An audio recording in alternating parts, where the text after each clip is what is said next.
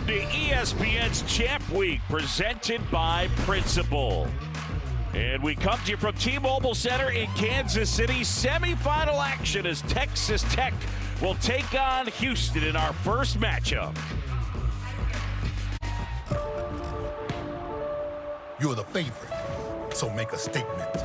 The top 4 seeds will meet in the semifinals. And make it loud.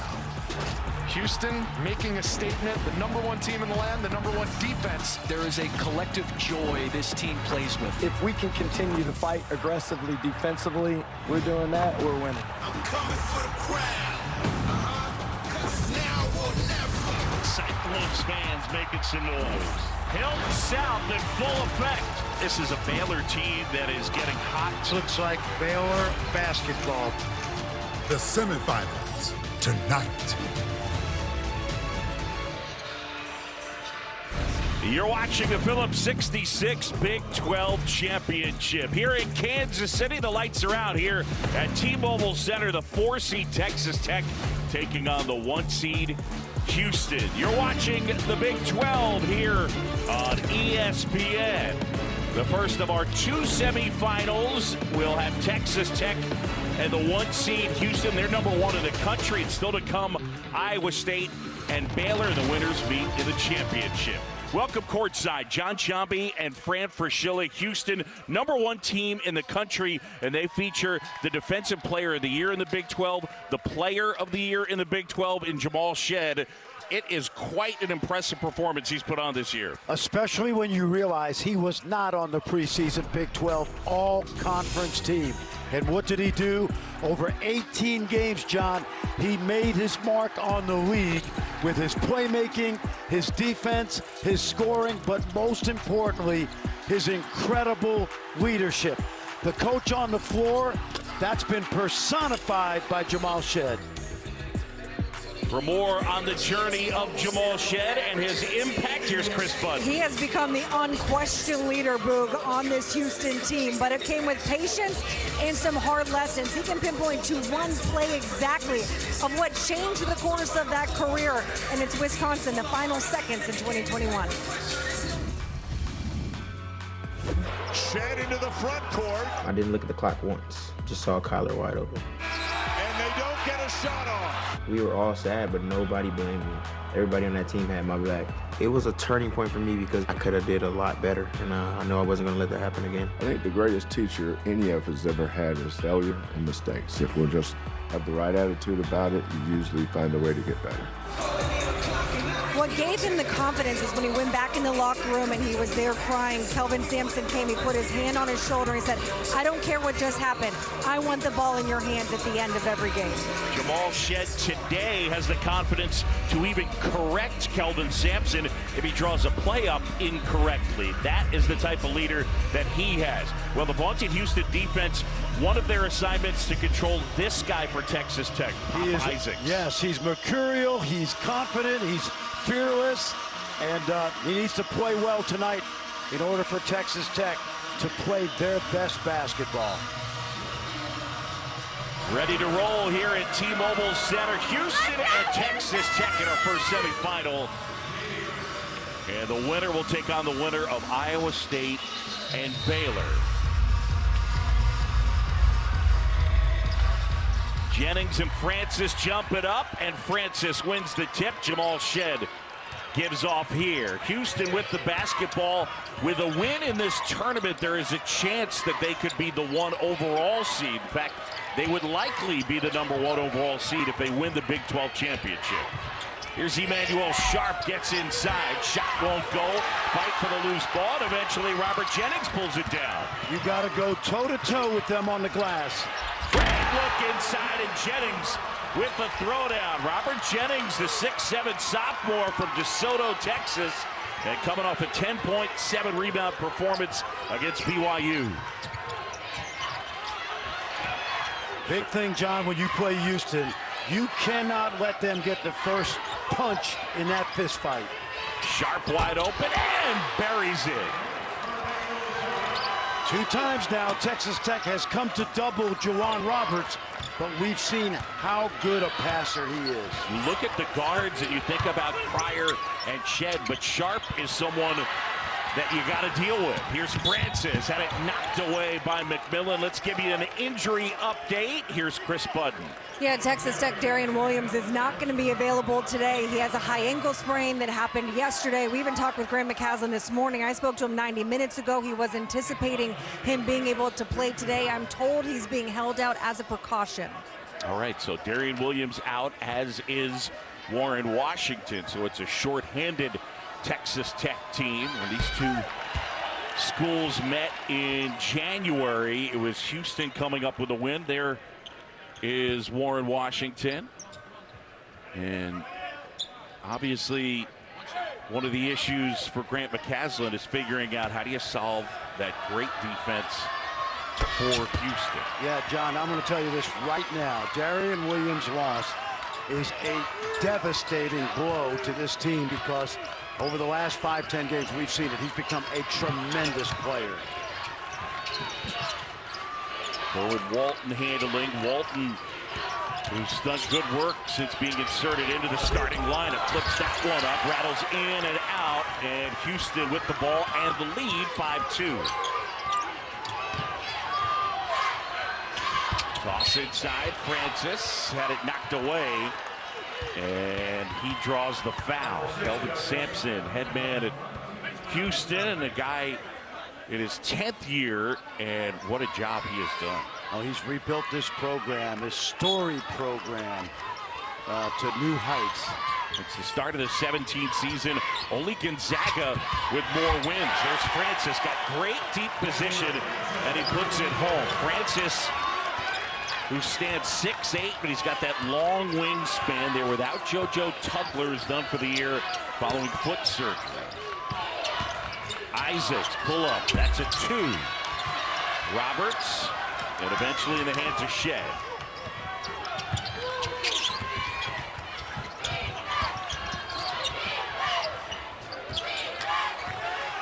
Jamal Shed, who grew up just outside of Austin.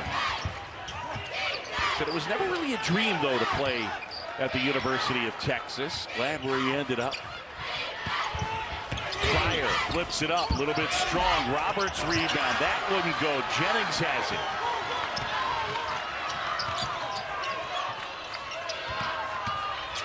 Isaacs puts it on the floor, high off the glass. Rebound Francis, and then a loose ball.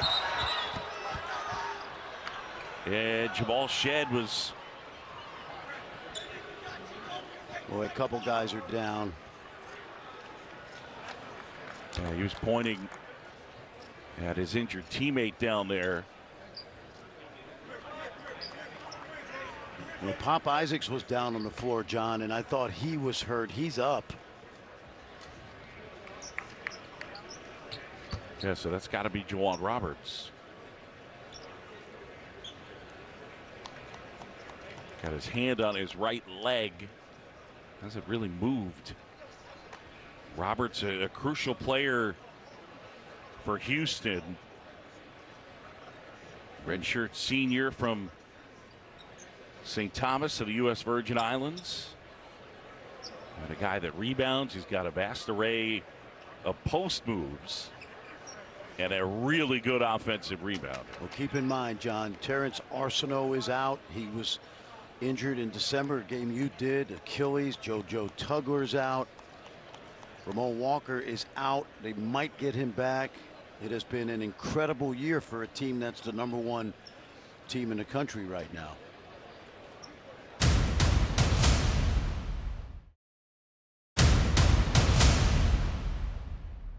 So as they continue to work on Roberts, Thursday against TCU, he had 8 points and 10 rebounds in 35 minutes. You mentioned those injuries. Houston, the #1 team in the country, they're not especially deep. Getting some help as he makes his way off the court.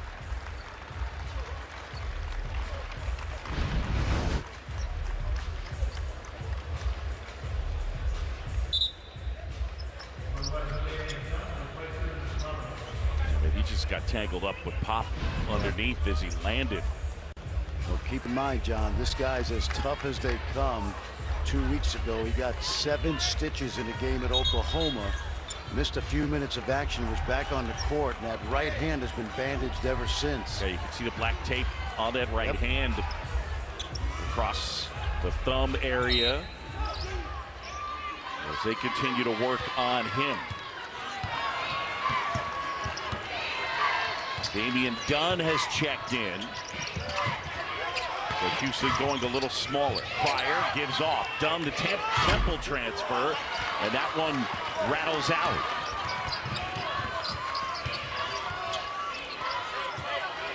Isaacs with Sharp on him. Pop Isaacs at the basket, feed inside. And Texas Tech with a point-blank look, but a contested and not able to hit.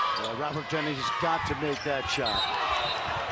And a travel as Francis grimacing.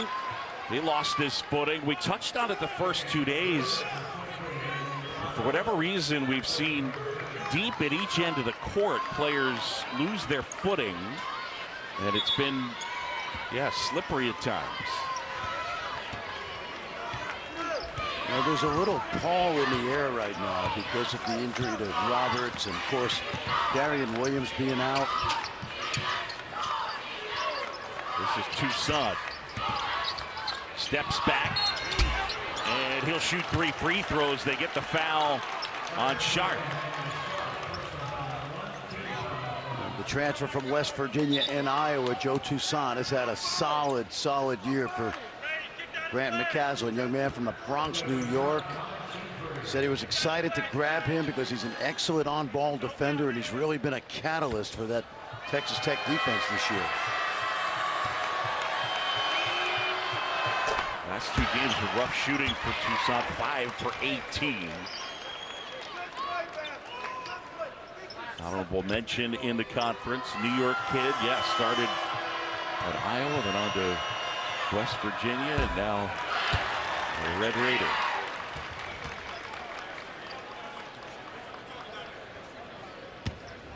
Houston with the early lead. Game 1 of 2. First semifinal. It's the 1 seed Houston. They are the number 1 team in the country, taking on the 4 seed Texas Tech. Still to come, it'll be Iowa State and Baylor. And there goes Roberts under his own power, but limping as he heads back to the locker room. Shed will try a 3. That's short. And flying in to grab it is Kerwin Walton. Right now, both teams are going to play small and quick. That's a tough shot by Pop. It's not a shot I think Grant McCaslin wants right there. He got to play with a hook. Cryer. Shed grabs the rebound. Cryer, I think, may have gotten away with a foul. There's Sharp off the mark. Dunn, offensive rebound, and puts it home. That's one of those guys for Houston to make a deep run in the NCAA tournament. He's got to continue to turn up his game. The Temple transfer. He averaged 15 last year for the Owls. Feed inside, and that shot wouldn't go as Yalaho wasn't able to hit. Again, Grant McCaslin having to play some different guys. That one from the corner, a 3 is good for L.J. Cryer, the Baylor transfer. He's had a big year, all Big 12 second team. Well, the one thing you can't do, John, is you can't leave Cryer and help in the middle of the lane. Better off letting Shed shoot a layup instead of giving up that 3. That's deadly. Houston by 7. John Shambi, Fran Fraschilla at Chris Bud T-Mobile Center in Kansas City. Toussaint traveled. It's a turnover. And break in the action here in KC. Houston with the lead. ESPN's exclusive presentation of college basketball is brought to you by Phillips 66, proud sponsor of Big 12 basketball.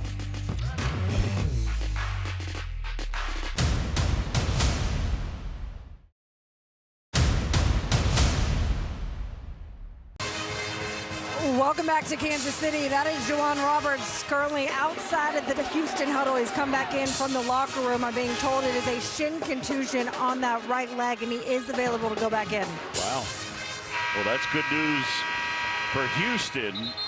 One of their top players, guy who rebounds so well. He's a leader, and he is certainly one of Kelvin Sampson's favorites. They can ill afford to lose him because of one of the big injuries to that guy, Joe Tugler. The freshman, he's not turned 19 yet. He's played about 20 minutes a game, and a couple weeks ago, he was declared out for the season. He's had stress fracture surgery, and Kelvin told us today something really interesting. He said, if we had JoJo Tugler, we'd be a problem. And you and I looked at each other and it's like, you know, he probably felt like we really had a chance to win the whole thing with JoJo, because he's an outstanding freshman. Just so active, and we got a chance to see him really get better and better. Cryer, catch and shoot, buries it. Jamal Shed nods at him. Those two have known each other, what, since third grade? Since third grade. Jamal said once about Cryer, he's the only third grader I ever played against who had a step back move. Those two good friends and roommates. An 8-0 Houston run. Walton gives off to Isaacs. Pop gets inside as it rejected. There's a nice little set play, John. Watch this flare screen and the pass over the top of the flare. Perfect, great. That's on time, on target. And one NBA scout told me today, one of the things he loves about Jamal Shed is when he passes the ball, it's always right into his teammate's shooting pocket. Perfect example right there. Isaacs having to force one up, shot clock winding down, and then the foul on Cedric Lott. And John, let's talk about this young man, Cedric Lott. They had no intention of playing him this year. He's in his third semester. I asked Kelvin about a month ago, what's the story with the big fella? He said, we feel like he's a 5-semester guy, meaning like at the end of next season, his sophomore year, he'd be playing. He's been thrust into this team's rotation, and he doesn't really know what he's doing yet. And that's not a bad thing. Yep. We get the foul on Damian Dunn. No, I mean, look, you get a chance to watch Kelvin Sampson at shoot-arounds of practice enough, and if the kid is coachable and Lott is, then with the willingness, there will be growth. Yeah, no question. Just like Javier Francis, we've seen that. McMillan spinning. Chance McMillan kicks out. Toussaint. And a fight for the rebound. And they'll go to the possession arrow. It'll stay with Texas Tech. 13:30 to go here in the first half. Semifinal number 1, the 1 seed and number 1 overall team of the country, the Houston Cougars, leading Texas Tech 15-5. When you play Houston, John, one of the things you want to do is if you've got a good shot, take it before they turn you over. The problem I've seen so far with Texas Tech is they're taking tough shots. Contested shots, not the formula that Grant McCaslin needs right now.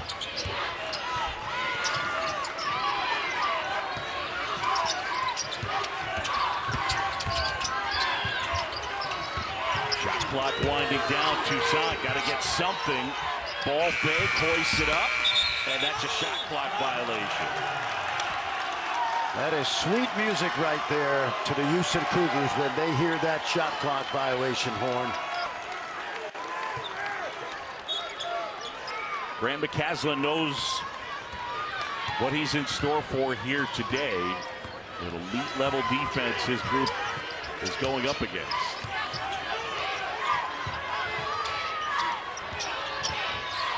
Shed kicks it across to Cryer. Can't hit Toussaint. Walton with the extra pass. Kerwin Walton making his 25th straight start. North Carolina transfer, kid from Minnesota, wasn't really making much of an impact, but then injuries led him to more playing time. Dunn the steal and the bucket. Damian Dunn with the deuce. And the lead is a dozen for Houston. Break in the action. And Houston on top of a 10-0 run.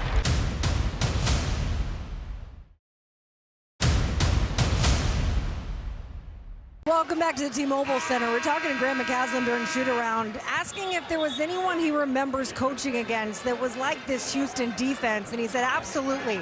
It was Texas Tech, that 2018-2019 team. He says, but I felt like they were even better, so we ran the numbers. You can see the KenPom rating, effective field goal percentage, essentially both the same. We're leading Division I in both of those seasons, and I asked him, how did it change how you teach during shoot-around? And he said, you can't teach set plays, you just have to teach concepts.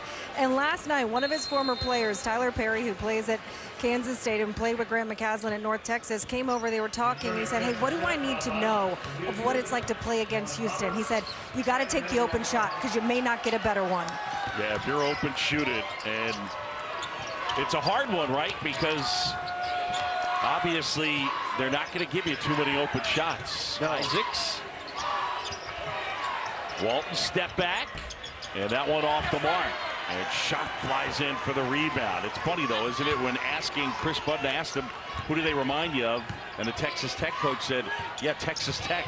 Yep. And Mark Adams was in charge of that defense, and he knows them from competing against Mark Adams. He was their defensive coordinator then under Chris Beard. They went to the Final Four championship game even, but he competed against him in junior college. Dunn puts it on the floor, pulls up, and hits. Damian Dunn off the bench, and he's got 6. Very reminiscent of last night's game against TCU. The only difference is they got up 16-0 on TCU, and TCU never back in that game, strangulated by this defense. Juwan Roberts is back in the game. That shin contusion, so that's good news for Houston. This is a clinic now. If you watched Houston last night and tonight, this is a clinic. And one of the things that take a look at this, John. Houston doesn't necessarily, this is just a stat that you see Evan Mia there, the .com, he's an analytic guy. They lead the country in 10-0 runs, 33. It's more than one a game, and we've seen it throughout the season, you and I, and mainly it's because their defense is so good. They're so hard to score on. Well, right now they're on a 14-0 run, and consider for just a moment that they're up by 16, and Jamal Shedd hasn't scored yet. Yeah, he doesn't care a thing anyway. And this is another timeout. Timeout on the court. We'll be back in 30 seconds to Kansas City. All Cougars so far.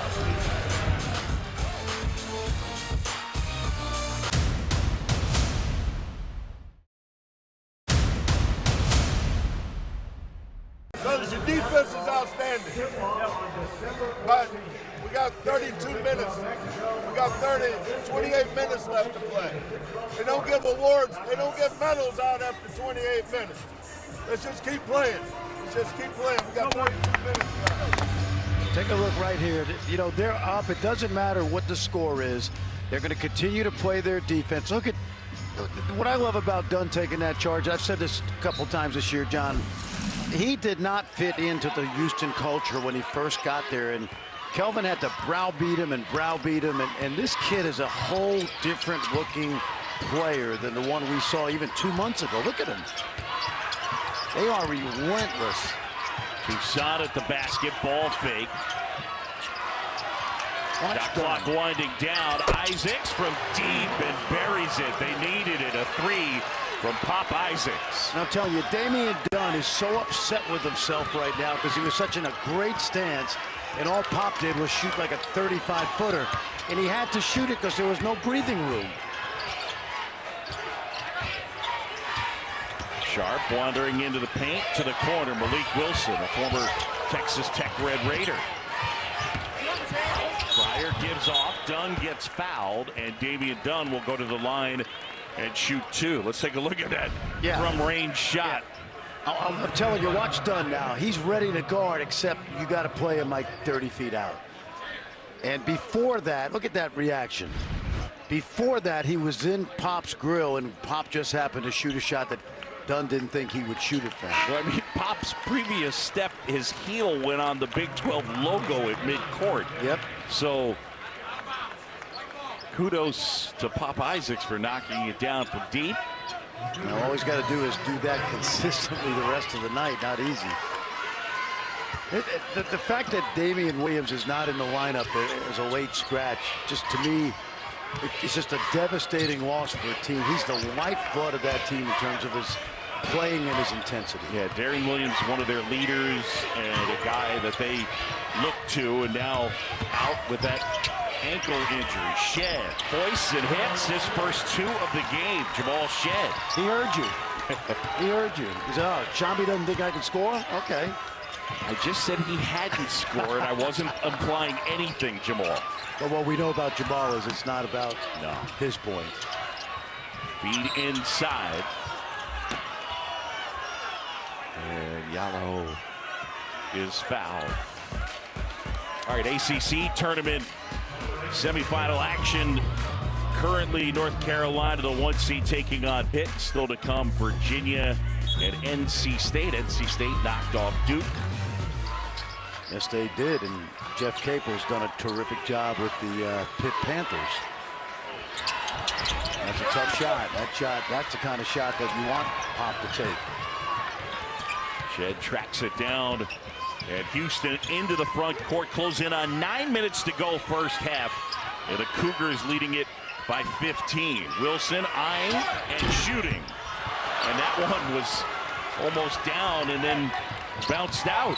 Well, the tough part about that shot is Malik shoots 18% from 3, and that really looked like a shot that was going in. Air ball there, and Houston back the other way.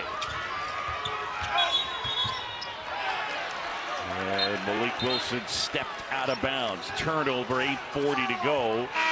Texas Tech basketball. Grant McCaslin, first year as head coach at Texas Tech. Came over from North Texas. He's got deep roots in the state of Texas, obviously, and he's a great fit. And thinking about Darian Williams again, you know, they know they're going to the NCAA tournament, John. They're going to be, they're going to have a good seed. And it's probably a discretion, a better part of valor. Nice cut there by Lamar Washington, getting a chance to play some minutes. Lamar Washington, the bucket, and the and one. Nice cut behind the defense. Watch Lamar. You'll see him on the baseline, and he sneaks right in behind that defense. Good finish, young man from Portland, Oregon. It's a good football player. Good linebacker, not able to hit. Chance McMillan skies for the rebound and puts it in. Might be their best athlete, Chance McMillan, as he grabbed that offensive rebound, puts it home, and the lead for Houston down to 11. McMillan had 17 in the win against BYU. Shed will try. Oh, Malik Wilson swooping in for the offensive rebound and the throwdown. Well, he made up for the turnover on the sideline because Kelvin Sampson was beside himself, but Malik's become a very reliable sixth man.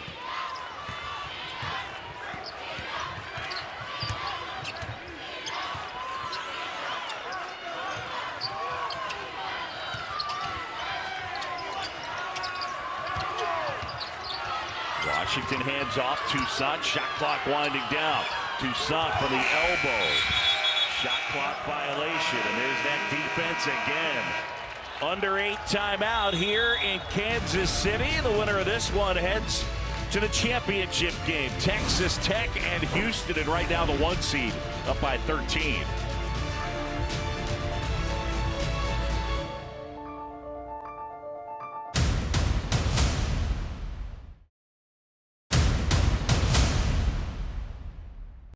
Grant McCaslin in his first season as head coach at Texas Tech, but a young guy who was a walk-on at Baylor for Scott Drew. His first job as a coach was actually in Lubbock as he followed his wife Cece, who was an outstanding soccer player. Then eventually led North Texas to its first NCAA tournament win, and then hired as the Tech head coach in late March.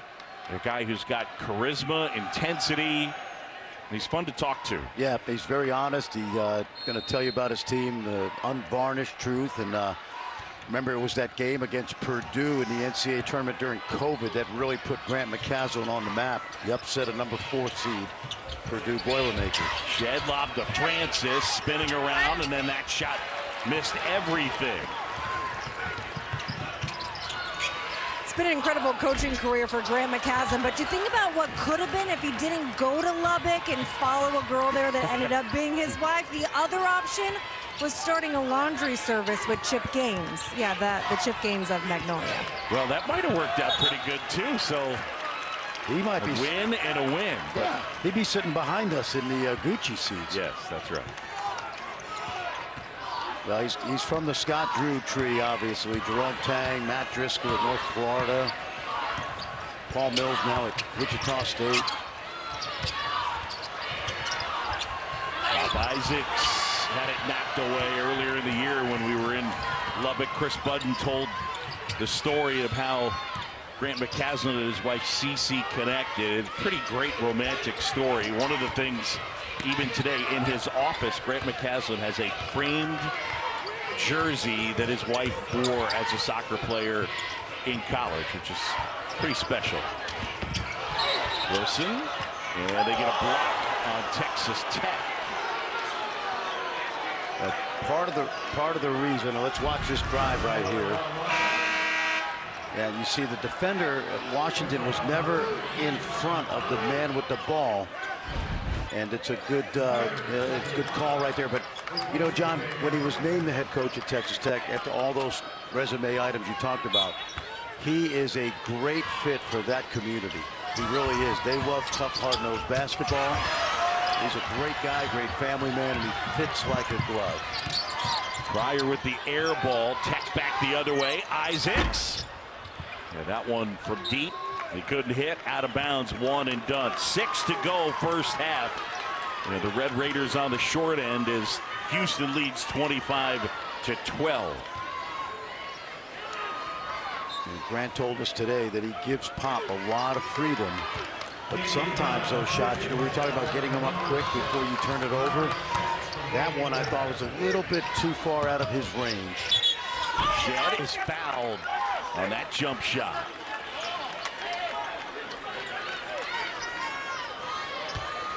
You know, John, we've done a lot of Houston games this year, and I've learned a lot of basketball from watching Kelvin's teams practice. The thing that surprised me is I went back and looked at the preseason All-Big 12 team, and there was no Jamal Shed on there. He was an honorable mention selection. And the coolest thing about his season is that until about late January, it's when I started thinking, like, this guy's actually might be the player of the year in the league. And I thought if Kansas had stayed healthy, it would have been a run between Dickinson, McCullough, and Shed. But as it was clear that Houston was going to win the league, this guy became almost, you know, automatic by mid-February. Yeah, what a season they put together, as you mentioned, a coach on the court. I mean, to the point we asked him about this, that they had it happen one time where Coach Sampson drew up the wrong play in the huddle. Shed didn't correct him, and they ran the play wrong. And Kelvin Sampson said, "You can't do that. You've got to correct me." And so he has license as a leader and a guy who knows the playbook as well as probably anybody on their staff. Oh, yeah, he could literally coach the team if the coaching staff left for a week and went on a siesta. And he would hold everybody accountable. Shot clock winding down. McMillan spinning, didn't get it off. I think that's the third shot clock violation. Houston, the #1 defensive team in the country, and Grant McCasland knew he would be in for a battle. Shed and company so good at that end of the court. I asked Jamal Shed about the influence defensively. Where does it come from? He said his older brother Jalen. That's where he learned to really get down and dig in on the defensive end of the court. Well, I said earlier, those shot clock violations are really music to their ears. And not able to hit. Red Raiders the other way as Washington slows it down. The reason it's so valuable is because you take away the first action with your scouting, and then you take away the rest of the play with your instincts. And a good shot right there by McMillan, but when you get 3 in the first half, John, it just is an indication of how locked in your defense is versus a team that's already got 20-plus wins.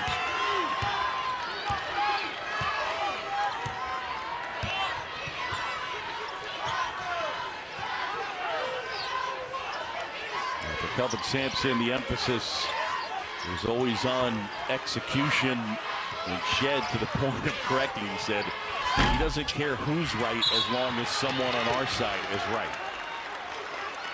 Foul, that'll go the other way. It'll be on Cedric Lott, his second.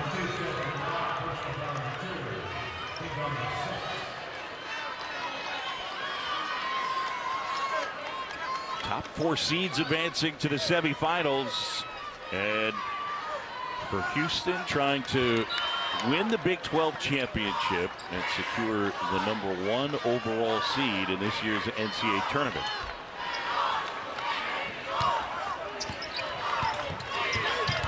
Cougars have held Texas Tech to 23% from the floor. That one stripped away from Yalaho. 8th turnover on Texas Tech. Shed to Sharp.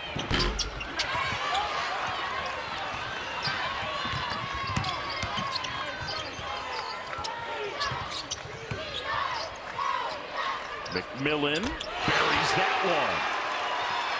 And a lead down to 10 for Houston. Chance McMillan with 7.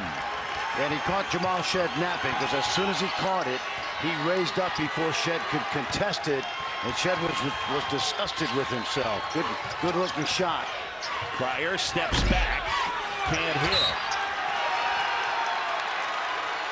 And a foul underneath on Lott. And that is his 3rd. Houston by 10. ESPN's exclusive presentation of college basketball is brought to you by Principal. Let's build a retirement benefits plan that works for your team. And AutoZone. Get in the zone.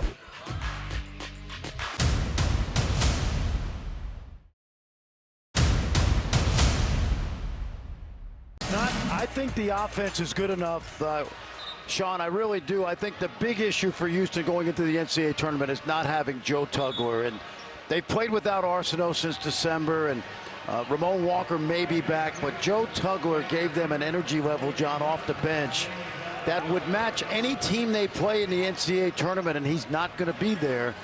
And you rely on a kid like Cedric Lott, who's just picked up his 3rd foul. So I'm not worried about the scoring as much as I am worried about the quality depth that's been lacking because of the injuries. Emily Yalaho at the line, 4 for 16 from the stripe, and he buries the 1st. Looks pretty good, John. Young man that they were going to redshirt this year from Finland, high school in Cleveland. Good-looking player. They've had to throw him into the lineup, and he's had some good moments. And that bench is celebrating like he just won the lottery. 7-0 Texas Tech run. By the way, Damian Dunn back on the court. He's wearing number 6 instead of 11. Obviously some blood on his shirt. McMillan in transition buries a 3, and all of a sudden it's a 5-point game.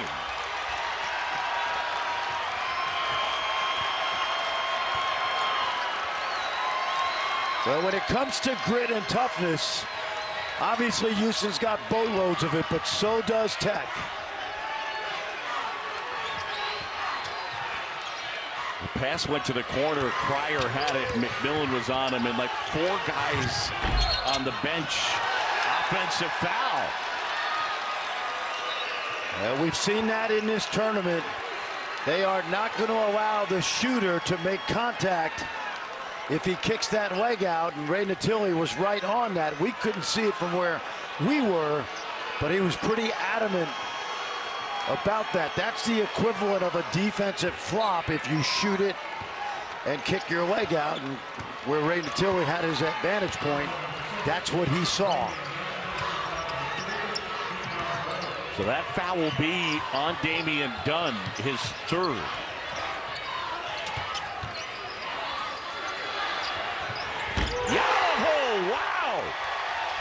a three, and all of a sudden, Texas Tech within 2. How about the Red Raiders? A 13-0 run.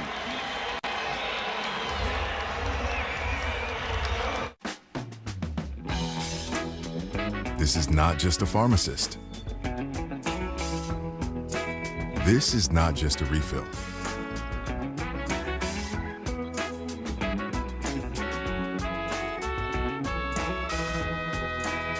This is not just a delivery.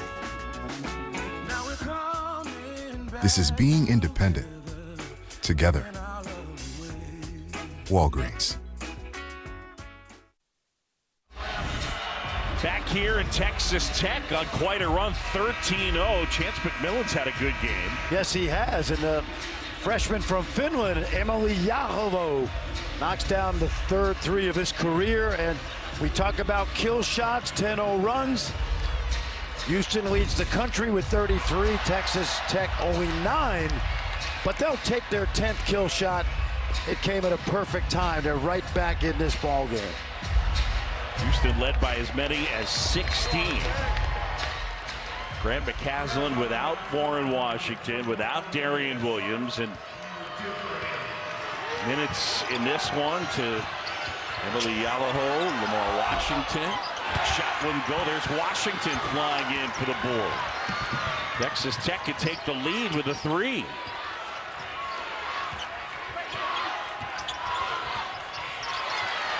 And a turnover, it'll go back the other way. And Warren tried to throw a one-hand pass that the defense got a handle on it, and Grant McCaslin not happy.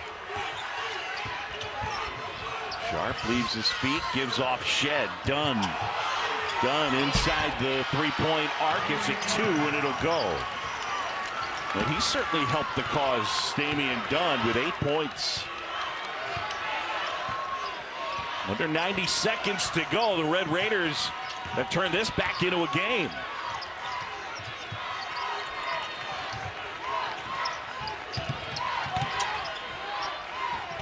Isaacs finds Jaloho, takes it at the basket, had it knocked away, and a turnover. It's off Jaloho, and that's the 10th turnover on Texas Tech. Well, he caught that ball in traffic as he opened up and looked for the pass from Isaacs and couldn't control it and get it up on the glass. You don't see this happen often, but Houston got caught sleepwalking the last 5 minutes. And if you know anything about Texas Tech's season, they are fighters.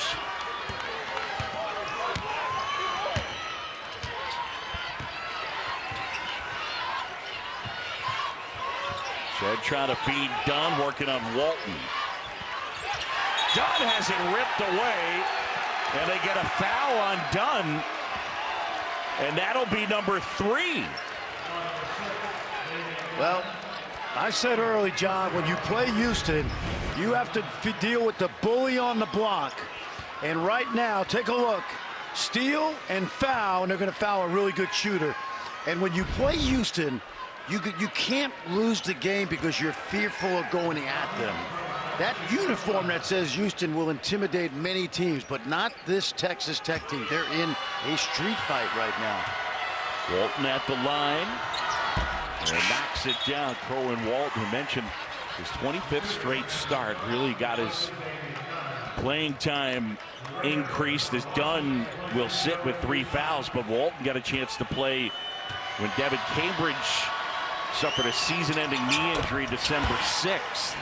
Well, to your point, John, he was averaging less than 2 points a game until the injury. In the last 25 games, he's averaging about 10.5.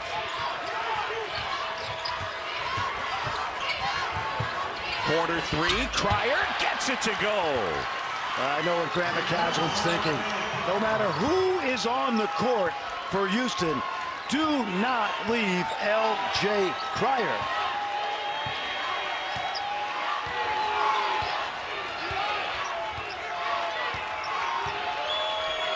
Isaacs directing traffic. Houston by 5. McMillan Did a good first half. Chance McMillan with 10. Yalaho off the glass and in. How about Emily Yalaho with 7 points? He had 32 points the whole season coming in. Shed turns, fires, won't go. And we go to the break, and Houston has a 3-point advantage. A 17-5 run. Let's send it over to Chris Budden. Kelvin, you asked your team to be better blocking out and dedicate to being physical. How have you thought they answered that? I don't think that's an issue. I think you got two teams out here that's playing 4 guards apiece. We're both running out of bodies. I think that's more of the story. Down to 3 now. What do you need out of the second half? What do you need out of the second half? We got to lock in on their shooters. We're going to have to figure out what to do with our pick and roll covers because they're getting behind us, so we're going to have to make an adjustment there. Thank you, Coach. All right. Houston with the lead as we hit the break. It's 32-29. Quite a run for Texas Tech. Halftime report, Kevin Cotter, Sean Farnham, King McClure.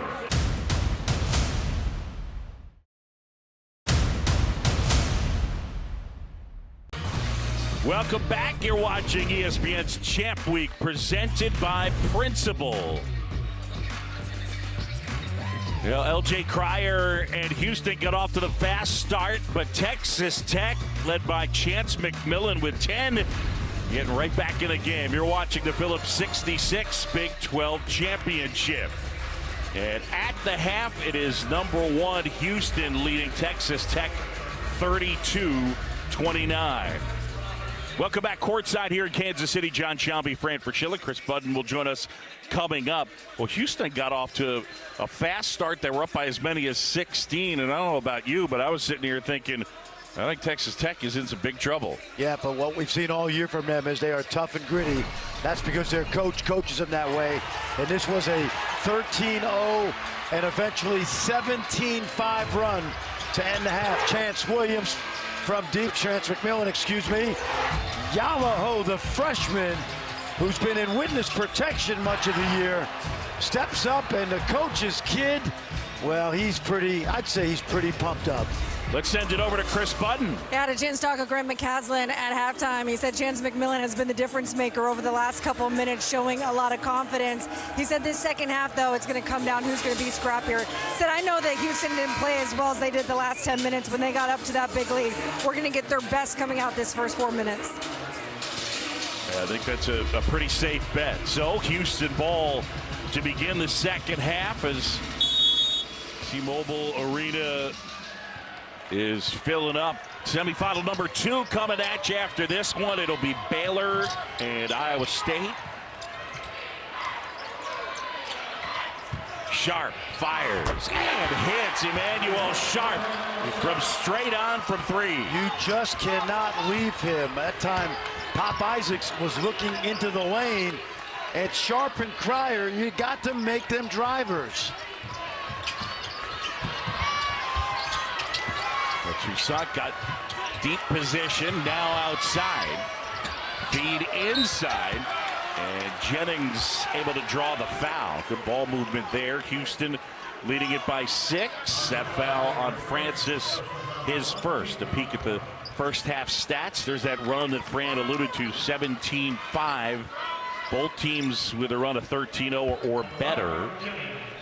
And Tech with 3 comebacks this year, 15 or more points.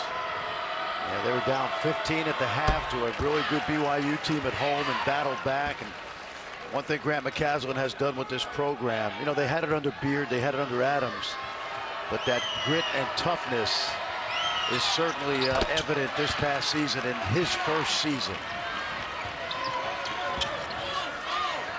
Good to see Roberts out here. John, he is limping. I'm just telling you, he's limping right now. Yeah, definitely not at 100%. Toussaint takes it away as Shed turns it over. Isaac spinning, being harassed, and now Toussaint pulls up, hits and one. You know, you look at Houston right now, their body language on the court is one of bewilderment. Take a look right here. Toussaint, Joe pulls up, knocks it down. Shed gets a little bit of the body.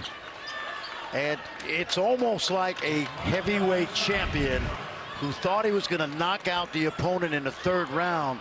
And all of a sudden, we're into the 7th, and they're trading haymakers. Toussaint completes the 3-point play. Joe Toussaint with 6.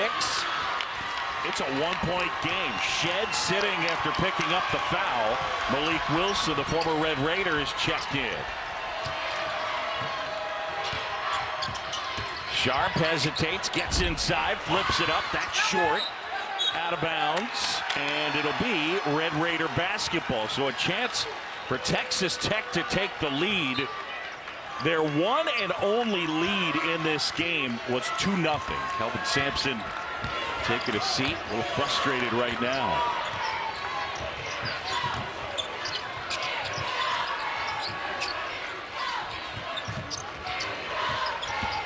Toussaint puts it on the floor, feeds Jennings.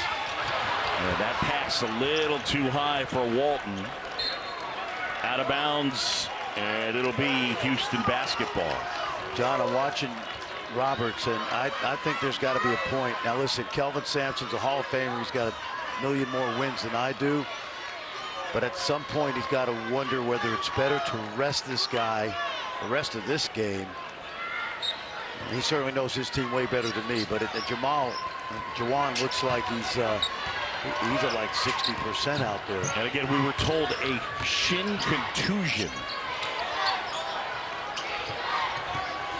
Shot clock under 10. Roberts backing down, spinning, left hand, and that rolls in. It almost reminds me, I'm old enough to remember Willis Reed. Sure. And you watch those highlights against the Lakers.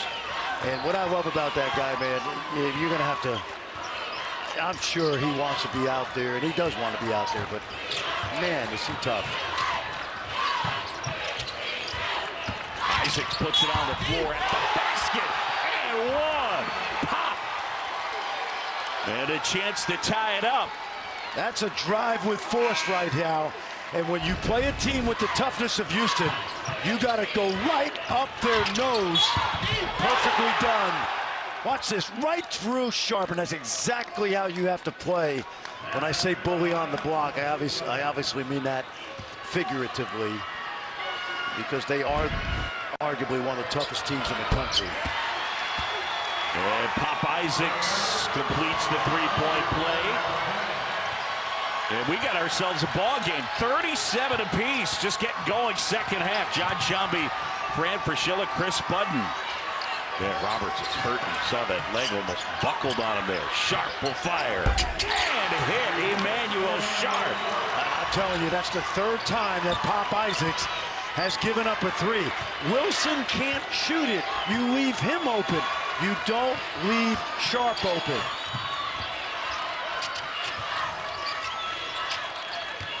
Gallagher gives off Toussaint. Toussaint bullying his way to the basket. Kick out Walton. Shot clock under 10. Gallagher wide open to the basket, and he gets fouled. Well, Tech has done a great job of spreading that defense out. Gallagher kind of sleight of hand right there.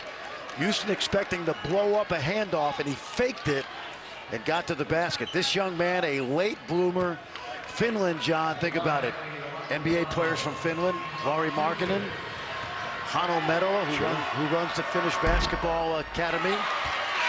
And this kid, Finland, he's out here in the Big 12. It's kind of cool.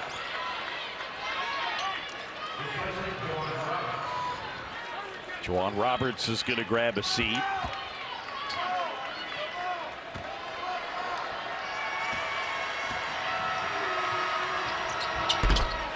You would crush on Jeopardy basketball players from Finland.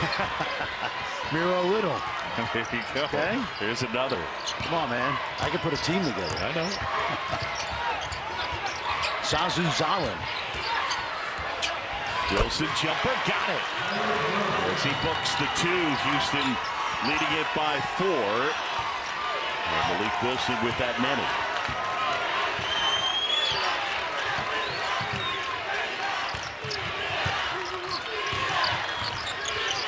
Isaacs double team, gets it to Toussaint.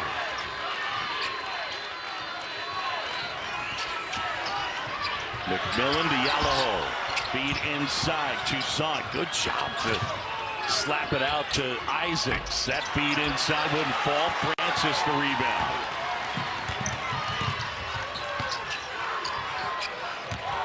Shedd, quick move at the basket, and he draws the foul.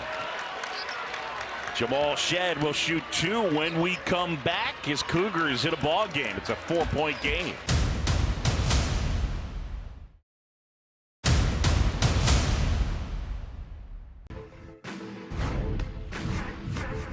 One thing I'll tell you about Pop that I genuinely felt was he knew that the people at Texas Tech and the Red Raiders loved him. He made a commitment to us early that, this could be a team that he felt like he wanted to be a part of. I think his loyalty to Texas Tech was immediate.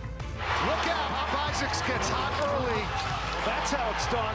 Felt like a certain loyalty to there. When Coach Matt got the job, it just went hand in hand. I recommitted to coming back to the school there, which I had a feeling I would do the whole time. Pop Isaacs was the only returning starter from last year after the coaching change, and he said loyalty was big to me. He said, I didn't know I was going to stay, but I wanted to be able to hear Grant McCasland out. It wasn't always the easiest transition at the beginning, but Pop Isaacs has meant so much to this team, and it's a word that you don't hear often, guys, nowadays in college basketball, the word loyalty and sticking with a team through a coaching change. Yeah, and he's a guy that's got a lot of grit, and one of the things with Grant McCasland and his relationship with Pop Isaacs, there are times when he doesn't always take the most effective or probably the best percentage shot, and Pop Isaacs says, tell me, you have to tell me. But he also has the ability to take big shots this season. No doubt. That's exactly what Coach McCasland said, is that he wants to save us, and you need players like that, right? Yes, there's a lot of guys that shy away from big moments, and that is not Pop Isaacs. No. He wants it. Yep, and he loves competing out here against guys like Cryer and Shedd. Yep. Lob. Yalaho. I've been indoctrinated into the club. Back the other way. Not a lob I liked. And Wilson, the bucket, but wave it off. And a foul on Kerwin Walton. All right, SEC tournament. And one semifinal is set. Mississippi State and Auburn, Kentucky and Texas A&M currently taking place, and later on it'll be Alabama and Florida. Were you surprised Tennessee lost? Yeah, I really was. I mean, because they're built to go deep into the NCAA tournament, and it's just a bad loss. That's a 2 for Jamal Shedd. What we know about Jamal Shedd, John, if he thinks he needs to score, he can score. He had 29 against this team in that only meeting. And ever so slowly a 9-1 run, and they've built up an 8-point lead. Toussaint try to split the defense. Kick out, McMillan. And Toussaint, offensive rebound. The kid from the Bronx fighting down low. Kick up ahead. Wilson and the stuff. Great work by Jamal Shedd to find his teammate Malik Wilson. And now we got Javier Francis. He's kind of holding his left eyebrow. He's not coming out of the game, man. This is rock'em sock'em robots here. It's been that way all year in this league, John. And I normally don't think the league beats itself up. Yeah. Because we've seen 5 of these teams get to the Elite Eight, 2 national champions, but so many injuries right now late in the year.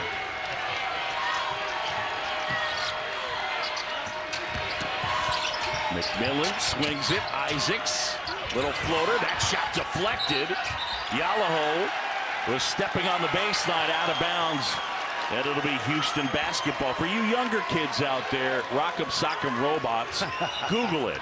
And ask your parents if they can get their hands on them for Christmas, because I think you'd enjoy it. It's an old school present and toy that I think you'd like. I would agree. Wilson backing down, and they get the foul on Isaac. So foul on Pop, his first. You know, I'm just thinking back to the other end. Javier Francis blocked what seemingly was a jump shot, and he's averaging 6 points, 5 rebounds a game. I think he's the most valuable 6 and 5 guy in the country. He is a great defender. Pryor with a 3, knocks that down, and all of a sudden it's a 13-point advantage. Well, Houston, king of the runs in college basketball. It's an 11-0 run. Even at full strength, this is an undersized Houston team. They forced the turnover. They sustained another injury here tonight. Juwan Roberts sustaining the shin contusion. And there he is with some treatment on that shin. 13-point Houston advantage.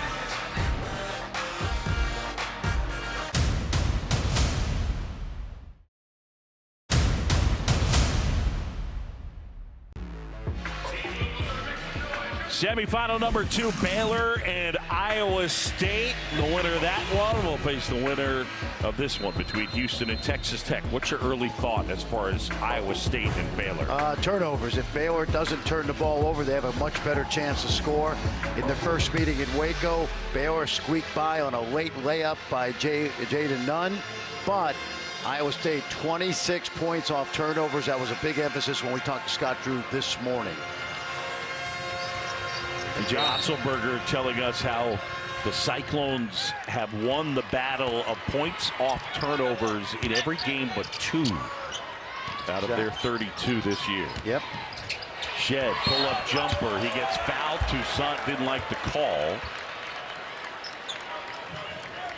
Yeah, and this is vintage Jamal Shed. Tries to figure out what the game needs. And obviously he's going to give you the effort on the defensive end, the ability to get his teammates open. But when he has to get points, he can do that.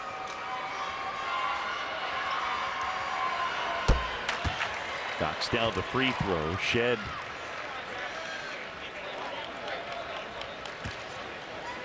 Mentioned grew up just outside of Austin. When I asked him, okay, if you hadn't gone to Houston, where would you have gone? He said, probably Colorado State and Coach Nico, as he calls it.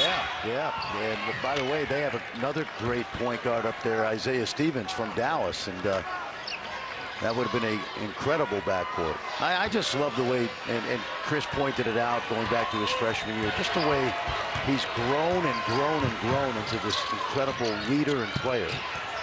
Gallagher grabs it and gives back to Toussaint. No, rejects that. And then McMillan's pass offline. It's a turnover. That is 15 turnovers for the Red Raiders.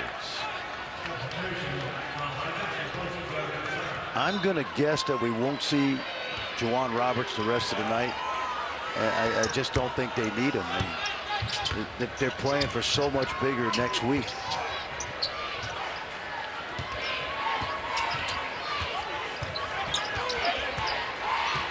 Wilson backing down off the glass. That wouldn't fall. Eventually Washington has it. Feet up ahead. Gallagher. Walton tries to save it. Francis will track it down.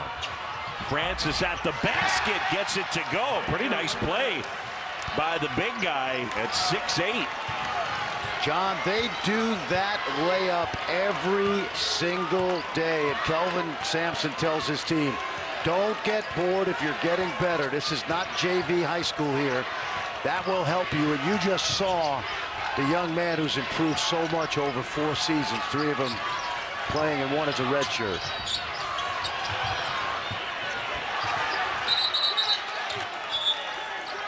And this is the development program of Houston. When this kid came as a freshman, there were about 5 guys better than him up front. Watch this. I mean, that's just beautiful, John. We watched him at the end of practice today. I think they call it the Daily Dozen or the Dirty Dozen. And they work on different kinds of layups. And when he got here, it was the late Reggie Chaney, who we should talk about because he was such a big part of this team. But, you know, Fabian White and Grisham and all those kids that he learned from to become the player he is now. He's one of the most important players on the best team in the country.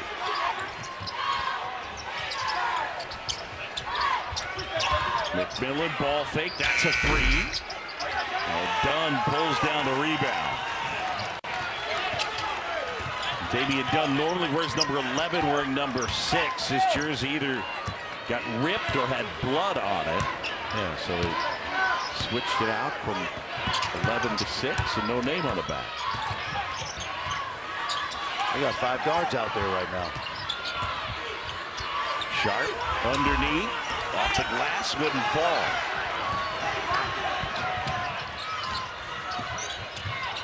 Walton, that three, that wouldn't fall. Cryer rebounds.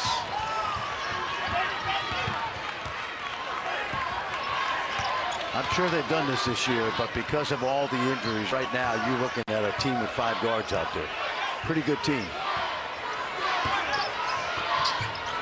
Cryer, and he knocks it down, and it is all Houston. A 19-point advantage. Wow. L.J. Cryer knocking it down, and Houston in command of the semifinals.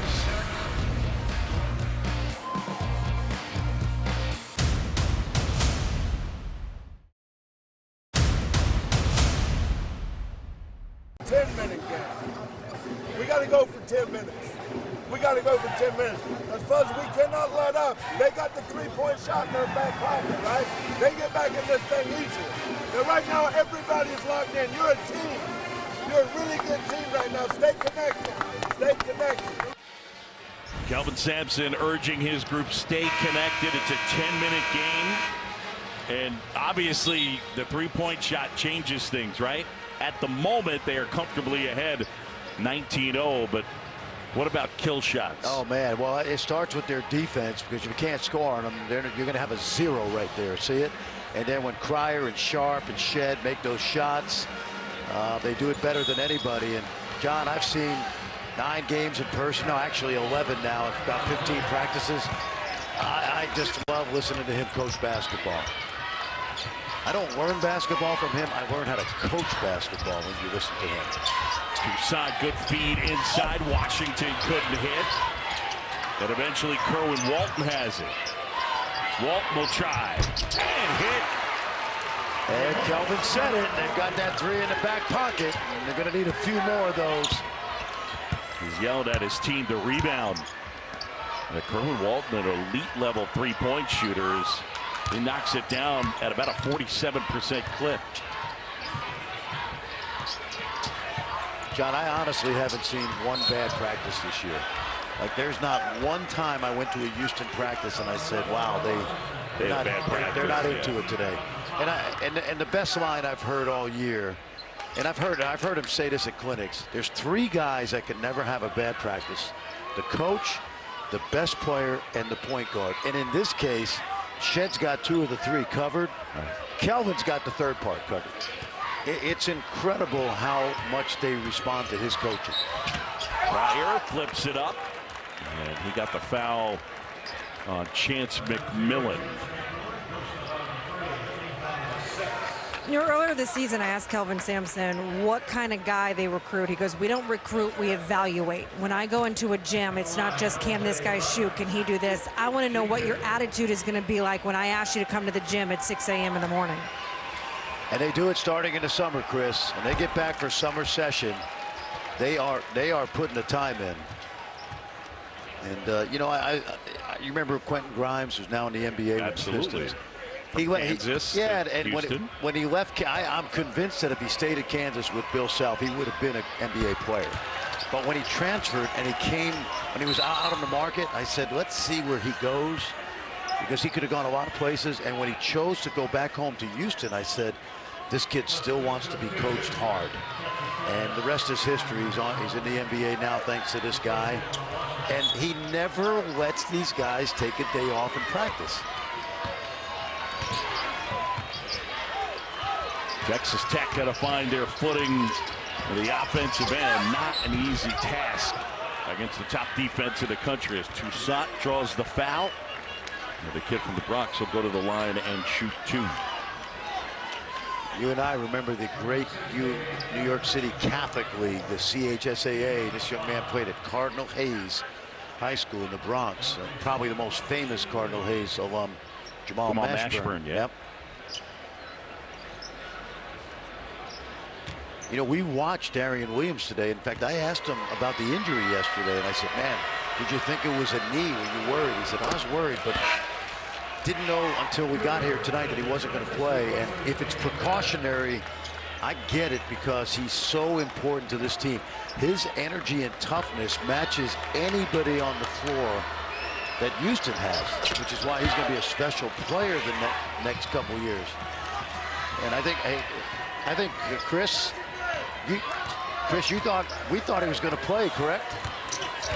Williams? Yeah. Yeah, we were told it's shoot around today, and then I talked with Greg McCaslin 90 minutes before the game, and he said he expected him to play. He kind of thought that it would be Ginger at first at the start, but they thought that he could warm up and he would start feeling better. So whatever happened before when they arrived at the arena till tip, decided to keep him out. Shed with an emphatic 3 right there, and a dozen for Jamal Shed, the lead back to 19. So yeah, no Warren Washington, no Darian Williams. Tech fighting back from an early 16-point deficit, eventually able to tie it, but now it is all Houston, under 10 to go. Sharp fires, and he will go to the line and shoot 3.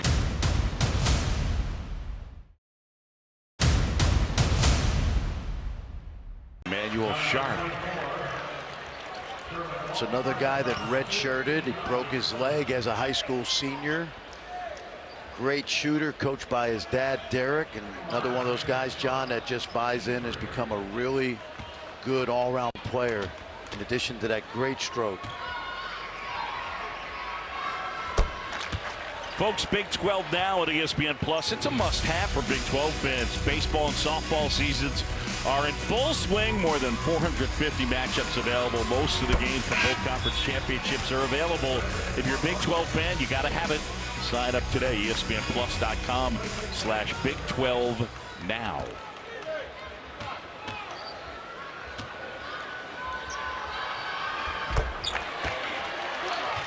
Biggest lead of the game for Houston, up by 22, trying to punch their ticket for the championship tomorrow, where they will await the winner of Baylor and Iowa State. And that's a travel, yeah. Well, when you play pick and roll basketball, you got to expect that double team, and it's not just Pop's. It's not his fault at all, because you need 3 outlets versus that trap, and Pop couldn't find anybody of his teammates to come rescue him.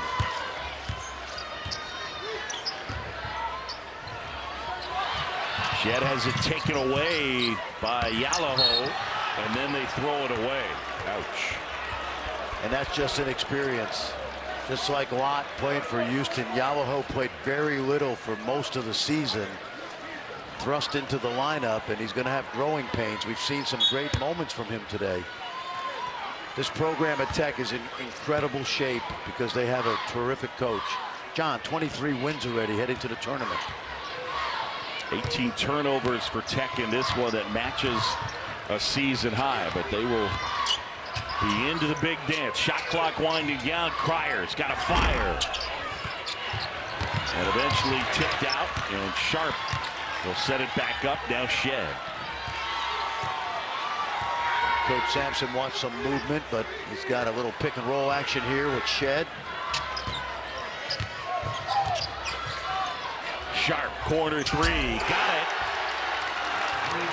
Well, I know this, I'm no genius, but you don't leave Sharp and Cryer open. You let anybody else shoot it. Actually, including Shed. But not those two guys. Too many of those shots today have been daggers. Out of bounds, another turnover, and it's Houston basketball. Yeah, and that time the freshman sets the screen, but he doesn't roll all the way, and he can't read Pop's mind, so he stops.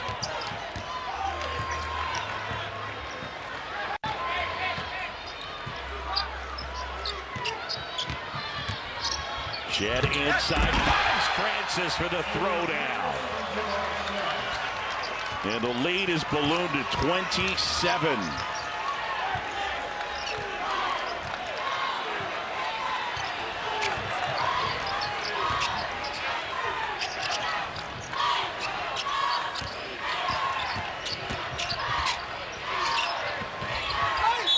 Inside, and Toussaint draws the foul. All Houston here in Kansas City. The Cougars 7 minutes 28 seconds from the Big 12 championship game. Emmanuel Sharp knocking it down from deep, and he's got 17.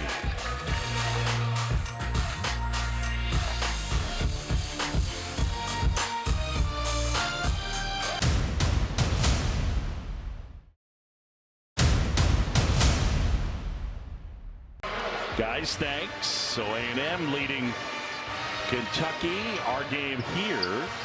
Houston all over Texas Tech. Tight one at the break. 3-point game, and it's ballooned to a 27-point Houston advantage. Want to have a little deja vu?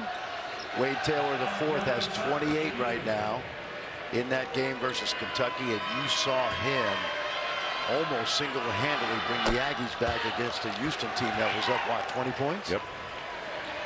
And I remember talking to Jamal Shed earlier in the year, because I went back and watched the tape, and he cooked Jamal.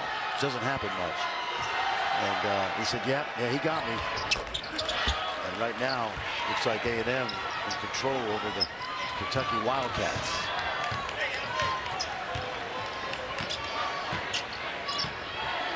Juwan Roberts suffering a shin contusion in this one for Houston, and that's worth watching for what should be a championship date with either Iowa State or Baylor. Closing on 7 to go. John Shambi, Fran Fraschilla, Chris Button. Shed fires that one up. Off the mark, Isaacs grabs, and Texas Tech on the go. Pop not able to hit as that shot was contested, and eventually McMillan pulls it away, and he gets fouled by L.J. Cryer. LJ trying to do something that's never been done in college basketball history, and that would be win a national championship with 2 different programs.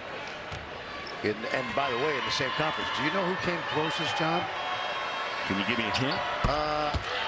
Indiana was where he won his championship, and I do actually. Then the other one was Kansas. It was right. Remember the coach Bob Bender? Bobby Bender. He won it at Indiana. He was on the 76 team.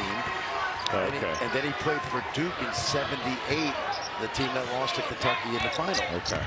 But L.J. Cryer trying to make it. I'm old, by the way, so I know all this useless information, except when it's a blowout. Sharp.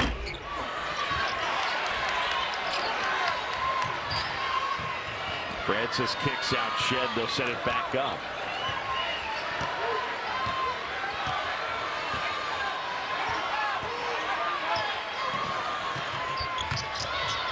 Cryer fires and hits. L.J. Cryer with 3 more, and he's got 20. That's that little step back he's been working on since 3rd grade, according to Jamal Shed. L.J. won that championship as a role player at Baylor, obviously. Now the stuff for Yalaho. Let me ask you this. Has this kid maybe earned himself some higher leverage minutes in the NCAA tournament? Well, possibly because of injuries, but more importantly, I like to see how he's going to look 12 months from now after getting more coaching from Grant McCasland and his staff, because he definitely looks the part.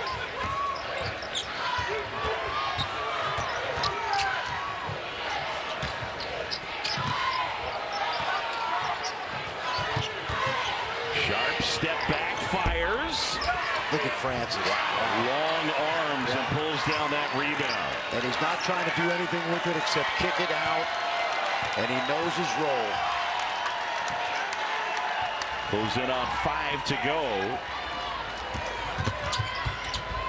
And the lob for Francis, and he throws it down. I'm telling you, his teammates ought to take Jamal Shead out to dinner at least 3 nights a week. At least 3 nights. Spend a little of that NIL money, because he's worth it. Gallagher, and that three wouldn't fall. Wilson. It is all Houston as they lead by 26. We were at a walkthrough, John, a month ago, and Kellen Sampson, the associate head coach, came over to us and he said, I don't know how we're going to ever replace this guy. And they won't, and it won't happen. They'll get somebody else that's different, but they will not ever find a guy, I think, to replace Jamal Shead. Shot clock winding down. Shead cross court. And that one actually deflected. It'll be Houston basketball with 1.3 to go. 4:12 left, and the #1 seed and #1 team in the country, the Houston Cougars,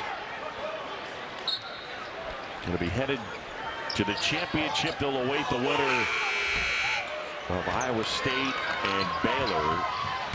And more than likely, if Houston wins the Big 12 championship, they will be the #1 overall seed in this year's NCAA tournament.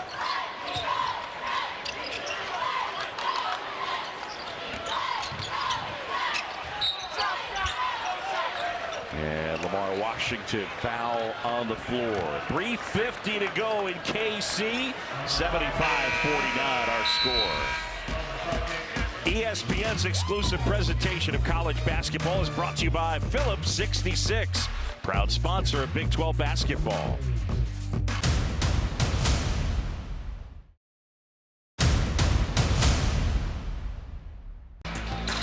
Well, the new kids on the block in the Big 12, the Houston Cougars, they've acquitted themselves quite nicely. A perfect 9-0 home conference record. They got off to the 1-2 start in conference. And right now, riding a 10-game win streak, a regular season title to their credit. As of now, a 1 seed and a chance at the #1 overall seed.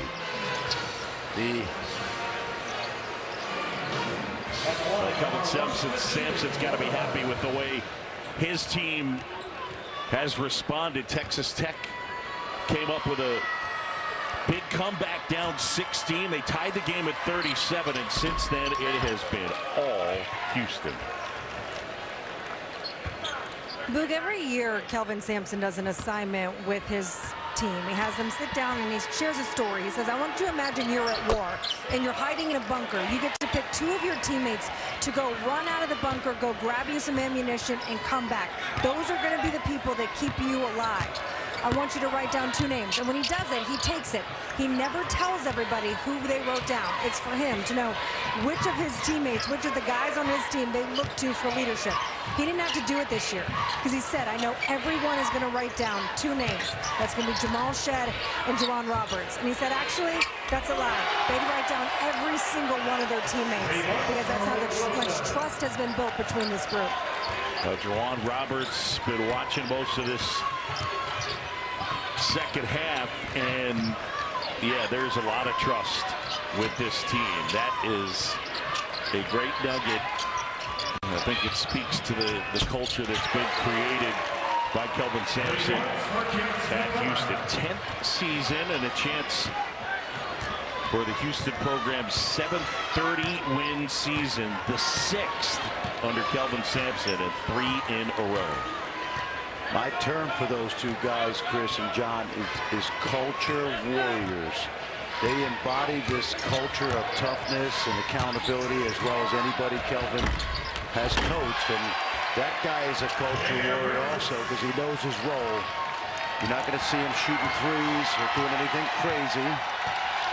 Just do his job. Houston fans making some noise here in Kansas City.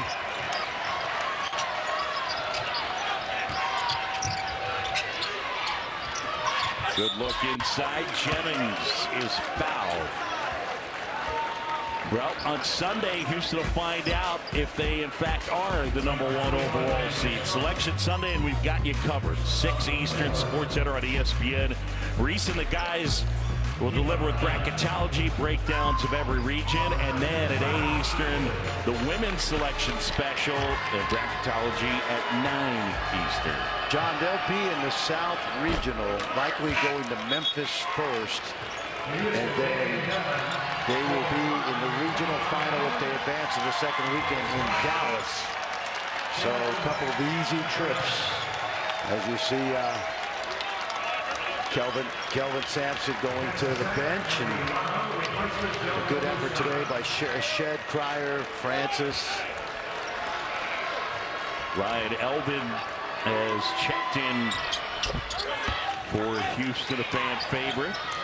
Well, he was balling on senior day. He got 7 quick points. Timeout, Houston.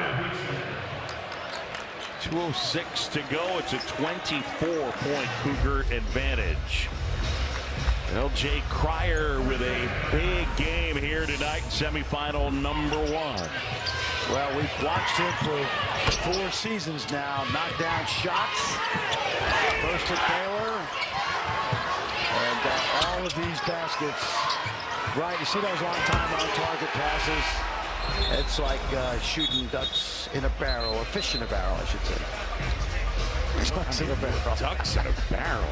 Hey, it's time for our player of the game, and it's brought to you by Phillips 66. LJ Cryer, our player of the game.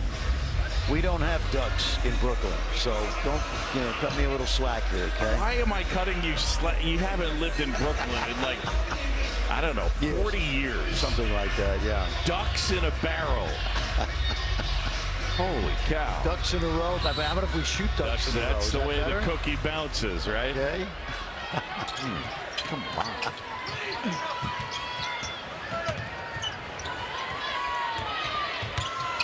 Game clock under 2 minutes, all Houston. Sharp going to work inside. And good feed, finds Lott for the flush. That's so good. I'm telling you, when for most of the Big 12 season, Cedric Lott was a non-factor who was supposed to not play very much, but he works hard, and his teammates love the idea that he's been thrust into the limelight a little bit in delivering. That's cool. Kid from the Ivory Coast, redshirt freshman.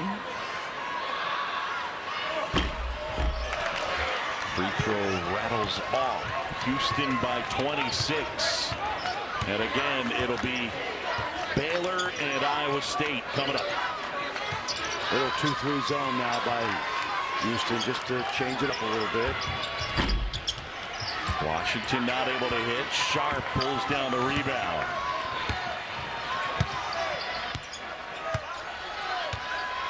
And Kelvin just wants to use a little clock right here. This is their version of motion offense, side to side.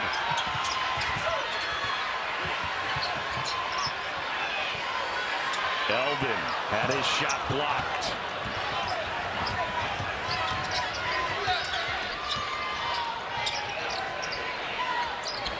Yamamoto not able to hit.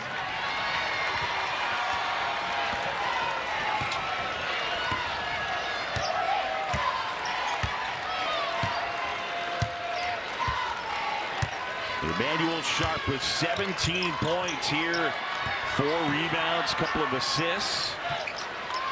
As Dunn eyes it up. Shot clock winding down. Dunn pulls up. Can't hit. McMillan rebounds. The Houston Cougars are headed to the Big 12 championship game after already winning the regular season title. And they will await the winner of our second semifinal between Baylor and Iowa State. You know, the folks from Ames will be loud and in full effect as they call it Hilton South here in Kansas City.